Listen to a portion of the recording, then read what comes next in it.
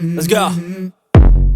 I wake up to it. Posso colocar uma pergunta para vocês, Gisele, assim, aproveitando a Karen que tá aqui, com a gente aqui, mas eu queria fazer uma pergunta para o Galdino, claro, e assim, também para a Fernanda e para você, assim, quem não acompanha aqui diariamente o podcast, ou acompanha só às quarta-feiras, não sabe, eu não tenho esclerose, e o podcast aqui a gente fala sobre desenvolvimento pessoal, sobre carreira.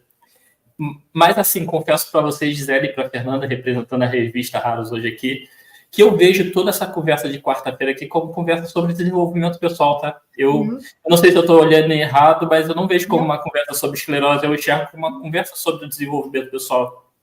E muitas das mensagens que vocês estão compartilhando aqui, tenho muita convicção que vai ser útil na vida de qualquer pessoa, pelo menos é isso que eu tenho aprendido muito aqui toda quarta-feira. Mas eu queria trazer 2 pontos, assim, sobre tudo que vocês trouxeram durante essa conversa. 2 perguntas, assim. Eu, recentemente, uma pessoa, assim, não um ente familiar, mas acabou falecendo.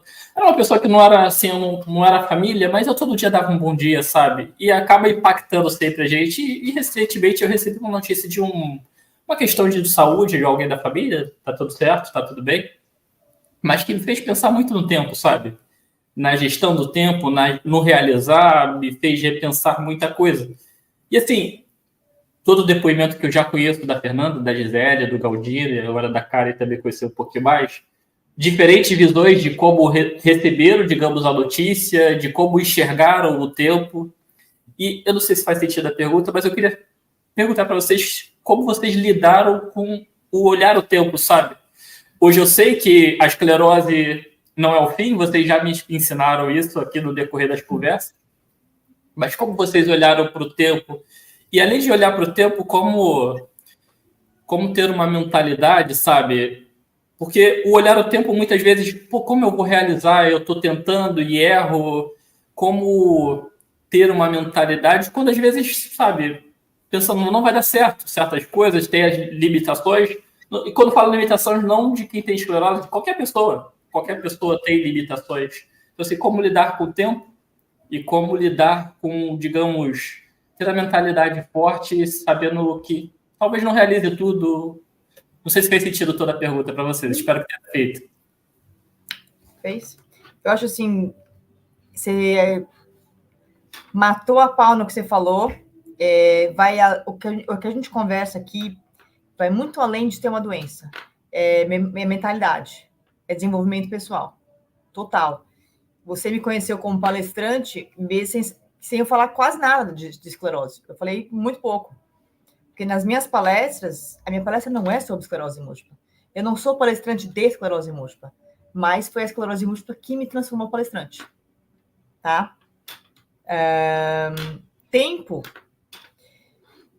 Olha, administrar frustrações seria com doença, sem doença, com sequela, sem sequela. Para mim é isso. Para mim não fez muita diferença, não. Porque, assim, como eu lido com esse tipo de frustração desde muito cedo, desde 17, 18 anos, eu parei de trabalhar, parei de ser modelo, já me reinventei tantas vezes, que, assim, se eu tiver que me reinventar mais uma, tá bom. A gente vai para frente. Mentalidade fora a gente constrói, porque é necessidade. E é assim que eu vejo. Galdino.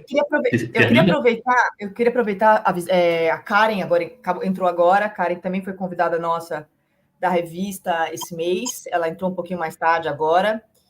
E a Karen é advogada. E a Karen, diferente de nós todos, a Karen não tem sequela nenhuma ainda. Então, ela tem uma visão diferenciada da nossa, tá? Então, assim, ela ainda está num outro estágio da doença, que ainda está bem, que não tem sequela, que é uma outra visão ainda, mas que ela deve ter os problemas dela, como todo mundo tem, mas é diferente. Entende? Só queria apresentar ela e daí a gente continua, Renato. Desculpa te interromper. Imagina. Até então, vamos, se puder colocar então a Karen, então, digamos, já dessa resposta, se fizer sentido. E aí depois a gente traz aqui, quero também escutar a visão do Galdino e da Fernanda. Sim. Prazer, Karen, te ter aqui. Boa noite, tudo bem? peço desculpas pelo meu atraso, eu tive um problema e não consegui entrar, peço desculpas, mas pegar um pouquinho da narrativa de vocês. E aproveito, Renato, para falar um pouco sobre, né, a questão que ocorre na minha vida.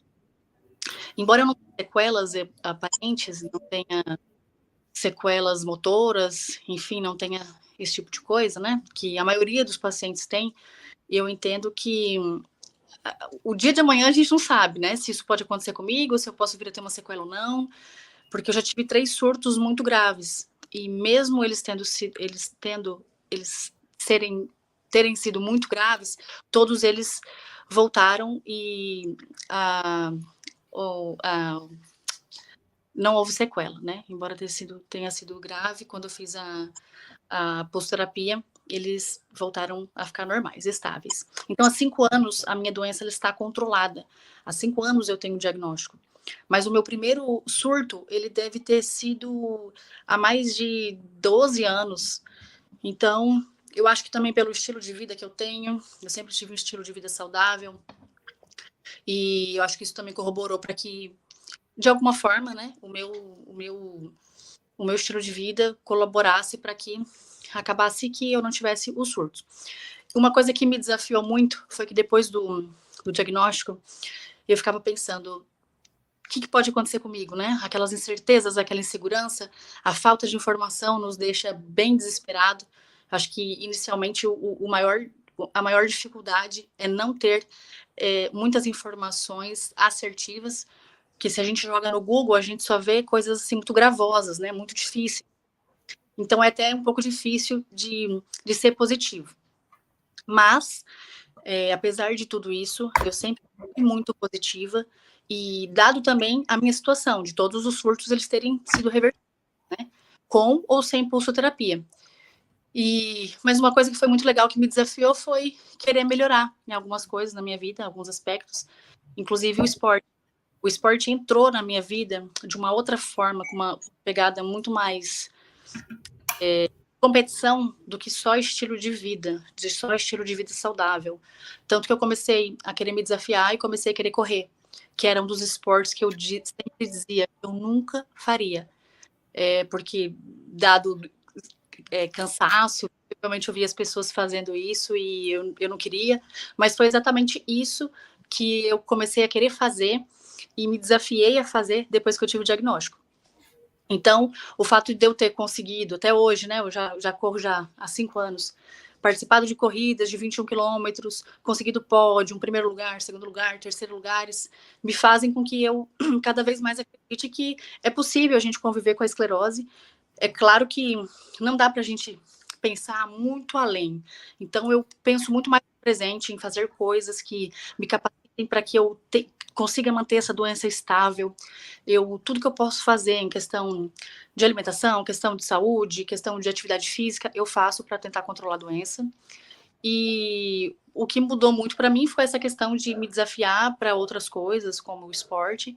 E no trabalho, como eu sou advogada, eu não tive nenhuma dificuldade, a não ser um pouco de concentração, né? Que todo mundo acha que tem alguns lapsos de concentração, tem algumas lapsos de memória, mas assim, consigo controlar. E eu acho que é isso, eu acho que é sempre agir com positividade, independente se é uma pessoa que tem um estágio diferente do meu, ou se ela é mais agravada, ou se ela é mais branda do que a minha. Eu acho que a gente sempre poder ter a positividade de mostrar para o próximo que, embora ele possa passar pelo que a gente esteja passando, embora alguém possa ter um diagnóstico recente e passe por tudo aquilo que a gente passou, a gente sabe que hoje a gente já está aqui, cada um tem a sua caminhada, cada um tem a sua história, e é possível conviver com ela. Então, eu acho que, para mim, assim, positividade é a palavra-chave que me ajudou a ressignificar a questão de aceitar que eu tenho essa doença e tentar todo dia, né, de alguma forma, poder ajudar o próximo. É isso, hein? Muito bom.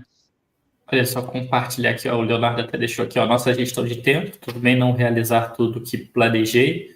Queria só, vou dar uma passada rápida aqui, tá, gente, pelos comentários que ele deixou aqui, olha.